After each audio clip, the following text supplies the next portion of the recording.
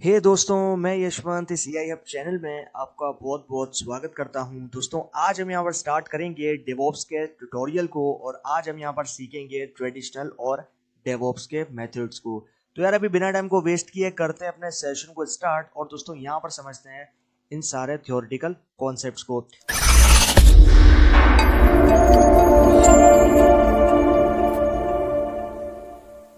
तो दोस्तों यहाँ पर आप देख रहे हो ओल्ड प्रोसेस और डेवऑप्स, यानी कि दोनों इम्प्लीमेंटेशंस के आपके पास क्या क्या बेनिफिट्स थे उसके बारे में आज हम यहाँ पर सेशन में डिस्कस करने वाले हैं। तो आप यहाँ पर देख रहे हो, after placing an order for new servers the development team works on testing. हम जब यहाँ पर एक ऑर्डर वाइज न्यू सर्वर्स को प्लेस करते हैं तो वहां पर जो डेवलपमेंट टीम होती है वो क्या करती है, वो काम करती है उस पर कि वो टेस्टिंग कर सके। The operation team works on extensive paperwork as required in enterprises to deploy the infrastructure।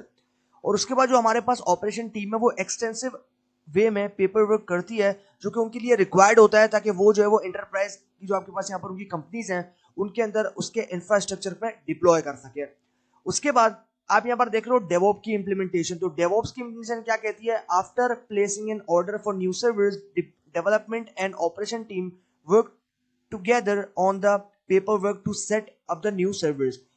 अब इसके अंदर जो है आपके पास जब आपने नए सर्वर्स को जो है वो ऑर्डरली प्लेस किया है तो उसके अंदर जो डेवलपमेंट टीम और ऑपरेशन टीम है वो दोनों साथ मिलकर काम करती है अपने पेपर वर्क पे, ताकि उनको जो है सेटअप कर सके न्यू सर्वर्स के लिए। The result is better visibility of infrastructure requirement. और जो रिजल्ट होता है वो काफी ज्यादा क्लियर मैनर में हमें नजर आता है जो कि हमारे पास इंफ्रास्ट्रक्चर की रिक्वायरमेंट होती है। उसके बाद सेकंड पॉइंट हम कहते हैं ओल्ड प्रोसेस का, वो कहता है projection about fail over redundancy data centre location and storage requirements are skewed as no inputs are available from developers who have deep knowledge of the application। अब जो आपके पास यहाँ पर प्रोजेक्शंस होती हैं, मतलब जो आपके पास यहाँ पर व्यू होता है वो यहाँ पर फेल होता है क्योंकि यहाँ पर जो है वो रिडेंडेंसी है, आपके पास यहाँ पर डेटा सेंटर लोकेशन होती है, आपके पास यहाँ पर जो है वो स्टोरेज रिक्वायरमेंट्स होती हैं जो कि स्क्यूड कर जाती हैं आपके पास इनपुट ना होने की वजह से, जो कि आपके पास यहाँ पर अवेलेबल नहीं होता। जो डेवलपर्स होते हैं वो यहाँ पर जो है उनके पास डीप नॉलेज होती है उस एप्लीकेशन के बारे में। तो ये जो है ये हमारे पास आ गया यहाँ पर ओल्ड प्रोसेस के लिए। उसके बाद हम डेवॉप्स के बारे में बात करते हैं। तो डेवॉप्स कहता है भाई projection about failover redundancy disaster recovery data centre location and storage requirements are pretty accurate due to the inputs from the developers. अब यहाँ पर जो है वो जो प्रोजेक्शन है जो कि आपके पास यहाँ पर रिडंडेंसी हो गई, आपके पास डिजास्टर रिकवरी हो गई, डेटा सेंटर लोकेशन हो गई, स्टोरेज रिक्वायरमेंट्स हो गई, वो यहाँ पर एक्यूरेट होती है तब जब हमारे पास इनपुट्स होते हैं और यहाँ पर वो इनपुट्स होते हैं डेवलपर्स की तरफ से। उसके बाद यहाँ पर आते हैं operations team has no clue on the progress of the development team. अब जो ऑपरेशन टीम है उसके पास कोई क्लू ही नहीं होता, कोई प्रोग्रेस नहीं होती जो कि डेवलपमेंट टीम से उसको मिल सके, क्योंकि यहाँ पर दोनों टीम्स अलग अलग काम कर रही है, लेकिन यहाँ पर ऐसा नहीं है। डेवॉप्स में दोनों टीम्स मिलकर काम करती है, एक की खबर दूसरी टीम को रहती है और दूसरी टीम की खबर पहली टीम को रहती है। तो ये जो है सारी हमें यहाँ पर पता चलता है। तो यहाँ पर ये कहता है operation team has no clue on the progress of the development team. अब जो ऑपरेशन टीम है उसके पास कोई क्लू नहीं होता कि वो प्रोग्रेस बता सके या फिर प्रोग्रेस ले सके डेवलपमेंट टीम से। Operation team develop a monitoring plan as per their understanding. और जो ऑपरेशन टीम होती है वो यहाँ पर डेवलप करती है अपने मॉनिटरिंग प्लान को, ताकि वो जो है उसके अकॉर्डिंगली अंडरस्टैंड कर सके कि क्या सिचुएशन चल रही है। उसके बाद यहाँ पर आते हैं इन DevOps the operation team is completely aware of the progress of the developers are making। अब यहाँ पर जो हमारे पास DevOps है उसके अंदर जो ऑपरेशन टीम है वो यहाँ पर completely aware, यानी कि उसको पता होता है कि क्या प्रोग्रेस चल रही है डेवलपर्स की अपनी सॉफ्टवेयर को बनाने के लिहाज से। Operation team interact with developers and jointly develop a monitoring plan that caters the IT and business needs. उसके बाद जो आपके पास यहाँ पर कंप्लीट ऑपरेशन टीम होती है वो इंटरेक्ट करती है डेवलपर्स को और यहाँ पर जॉइंटली दोनों मिलकर डेवलप करते हैं और यहाँ पर मॉनिटरिंग प्लान जो है उसके अकॉर्डिंगली जो आपके पास यहाँ पर IT और आपकी बिजनेस नीड्स होती हैं वो यहाँ पर पूरी हो जाती हैं। They also use advance application performance monitoring tool. और ये जो है ये यहाँ पर यूज करते हैं advance application performance monitoring tools को जो कि इनकी काफी हेल्प करते हैं, यानी कि APM को। उसके बाद यहां पर आते हैं ओल्ड मेथड पे। तो ओल्ड मेथड हमें कहता है before go live the load testing crashes the application. अब जब हम लाइव जाने से पहले, यानी कि जब हम लाइव जाने से पहले जो आपके पास यहाँ पर टेस्टिंग का लोड होता है वो क्रैश कर जाएगा आपकी एप्लीकेशन को, द रिलीज इज डिलेड। और जो उस एप्लीकेशन की रिलीज होगी, जब जिस दिन एप्लीकेशन शेड्यूल्ड होगा रिलीज करने के लिए, वो जो है वो डिले हो जाएगी, क्योंकि यहाँ पर जो एप्लीकेशन है उसमें कोई प्रॉब्लम है, फिर एप्लीकेशन क्रैश कर गई है। उसके बाद अब यहाँ पर गो लाइव का मतलब है सर्वर पे डालना है। सर्वर पे आप इसको लाइव करते हो, पहले आप जाओगे टेस्टिंग सर्वर पे, इसको टेस्ट करोगे, टेस्ट करने के बाद फाइनली इसको सर्वर पे डिप्लॉय कर दोगे। उसके बाद यहाँ पर आप देख रहे हो डेवऑप्स में, before go live the load testing makes the application a built slow. अब इसके अंदर आपके पास जब आप सर्वर के ऊपर लाइव इसको डिप्लॉय करते हो तो उससे पहले आप यहाँ पर लोड टेस्टिंग का मतलब है कि आप अपनी एप्लीकेशन को पहले टेस्टिंग सर्वर पे डिप्लॉय करोगे और यहाँ पर बहुत सारा लोड भेजोगे, बहुत सारी ट्रैफिक भेजोगे और ये चेक करोगे कि एप्लीकेशन जो है प्रॉपर्ली काम कर रहा है या फिर नहीं कर रहा, लोड को हैंडल कर पा रहा है, ट्रैफिक को हैंडल कर पा रहा है। अगर वो हैंडल कर पा रहा है तो फिर यहाँ पर जो है उसको आप फाइनली जो है वो यहाँ पर प्रोडक्शन सर्वर पे जो है वो यहाँ पर डिप्लॉय कर दोगे, यानी कि आप जो है उसको फाइनली लाइव कर दोगे। तो उसके बाद the development team quickly fixes the bottlenecks, the application is released on time। और जो डेवलपमेंट टीम होती है वो जल्दी जल्दी जो है सारे जितने भी आपके पास रुकावट, जितने भी बॉटलनेक्स हैं उनको फिक्स करती है और फाइनली अपनी जो एप्लीकेशन है उसको रिलीज कर देती है टाइम के अंदर अंदर। तो ये जो है ये हमारे पास यहाँ पर बेनिफिट्स हैं ओल्ड प्रोसेस के और आपके पास डेवऑप्स के। तो क्या बेनिफिट्स हुए after the implementation of DevOps, और क्या हमारे पास यहाँ पर डिसबेनिफिट्स थे, यहाँ पर डिसएडवांटेजेस थे हमारे पास ओल्ड प्रोसेस के, और क्या क्या जो लिमिटेशंस थी वो हमें यहाँ पर देखने को मिलती थी ओल्ड प्रोसेस में, और उसके बाद जब हमने इंप्लीमेंट किया डेवऑप्स को तो हमें क्या क्या जो है यहाँ पर बेनिफिट्स देखने को मिल गए। तो ये हो गया हमारे पास ट्रेडिशनल वर्सेस डेवऑप्स। तो ये हमारे पास मेथड्स थे जो कि हमने ट्रेडिशनल मेथड डिस्कस किए और यहाँ पर हमने डिस्कस किया डेवऑप्स के मेथड्स को। तो ये जो है ये हमारे पास यहाँ पर इसका कॉन्सेप्ट हो गया। उसके बाद अब यहां पर आ जाते हैं व्हाई इज डेवऑप्स यूज्ड, हम डेवऑप्स को क्यों यूज करते हैं, फिर हमें क्यों यूज करना चाहिए। तो आप यहां पर देख रहे हो व्हाई इज डेवऑप्स यूज्ड। अब यहां पर आप देख रहे हो DevOps allows agile development team to implement continuous integration and continuous delivery. This helps them to launch products faster in the market।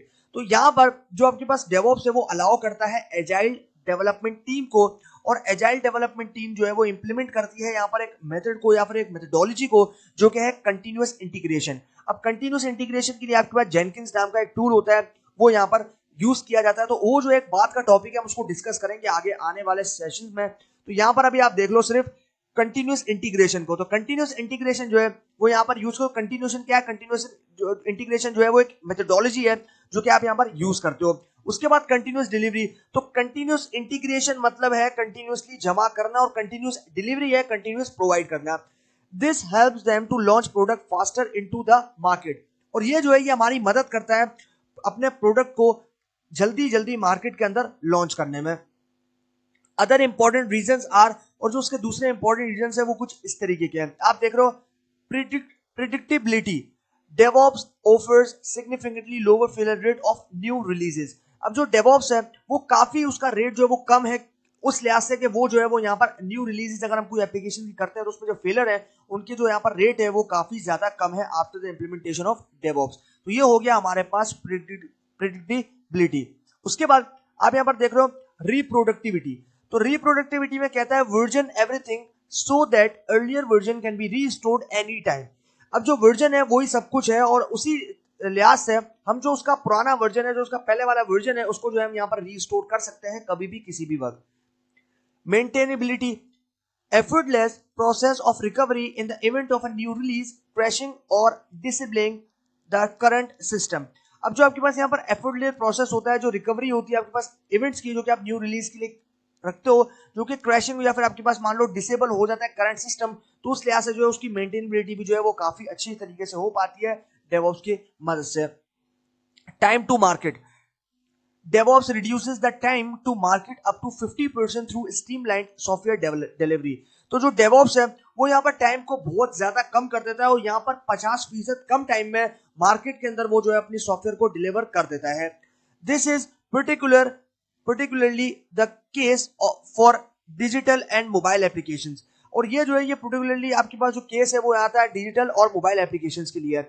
Great quality, DevOps helps the team to provide improved quality of application development is it incorporates infrastructure issues। अब जो DevOps है वो help करता है उस team को जो कि प्रोवाइड कर रही है आपके पास काफी अच्छी क्वालिटी, काफी अच्छी इंप्रूव करके क्वालिटी आपको प्रोवाइड करी है एप्लीकेशंस की, जो कि डेवलपमेंट आपके पास हो रखी है उस एप्लीकेशन की। उसके बाद वो इनकॉर्पोरेट्स होता है आपके पास इंफ्रास्ट्रक्चर इश्यूज से, यानी कि अगर आपको इशू करता है, कोई प्रॉब्लम होती है, तो वो जो है वो आपके पास यहाँ पर कॉर्पोरेट कर सकते हैं कि ये इंफ्रास्ट्रक्चर इशूज है वो इसमें प्रॉब्लम आ रही है।